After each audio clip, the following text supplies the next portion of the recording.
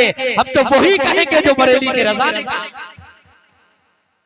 तुझसे और जन्नत से क्या मतलब वहाबी दूर हो, तुझसे और जन्नत से क्या मतलब वहाबी दूर हो। हम रसूलुल्लाह के, मेरे साथ मिलके पढ़ो, हम रसूलुल्लाह के, हम रसूलुल्लाह के, हम रसूलुल्लाह के, जन्नत रसूलुल्लाह।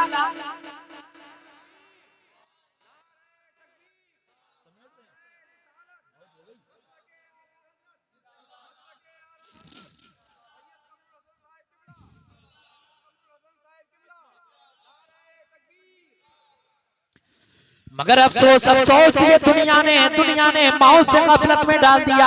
तो दुनिया के चक्कर में मौत को भूल गया। कब तक भूलेगा, कब तक भूलेगा? मौत तुझे आकर याद दिला देगी। तो दुनिया के चक्कर में नमाजों को भूल गया, तू पैसे के चक्कर में नमाजों को भूल गया, तू औलाद के चक्कर में दूसरों का गला दबाने लगा, तू जनाबे वाला पैसा दौलत सरबत हुकूमत सदबत हासिल करने के लिए गरीबों यतीमों मुफलिसों का गला दबाने लगा, तू सूद का कारोबार करने लगा, तू प्याज का कारोबार करने लगा, तू सट्टेबाजी करने लगा, तू जुआ खेलने लगा। लेकिन तुझे मौत आकर सब याद दिला दे, तुझे उस वक्त सब याद आ जाएगा। काश मैंने मौलाना शाकिर साहब की बात को मान लिया होता, काश मैंने मौलाना जाबिर साहब की नसीहत पे अमल कर लिया होता, काश मैंने उलमाए किराम की बात पर अमल किया होता, तो आज मुझे रुसवाई का सामना न करना पड़ता। कहता है मियां दौलत नहीं कमाएंगे तो बच्चों को क्या खिलाएंगे? क्या इस्लाम ने मना किया है?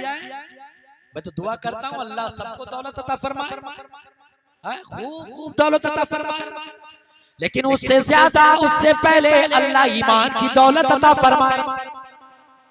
ईमान मजबूत होना चाहिए, ईमान मुस्तहकम होना चाहिए, ईमान तेरा कमजोर ना पड़ जाए। और जिसका ईमान कमजोर होता है और दौलत उसके पास आ जाए तो जनाब वाला वो बहक जाता है, वो बिदक जाता है। उसका आलम ये होता है कि वो सबसे पहले अपने घर वालों से नजरें फेर लेता है, मोहल्ले वालों से, बस्ती वालों से नजरें फेर लेता है। वो जनाब वाला अपने भाई को भाई नहीं समझता है। वो जनाब वाला, वो मुसलमान, वो कमजोर इंसान, वो गरीब इंसान जब दौलत नहीं थी तो मस्जिद को भी जाता था, नमाजें भी पढ़ता था, रोजे भी रखता था, दूसरों को सलाम भी करता था, कुरान की तिलावत भी करता था।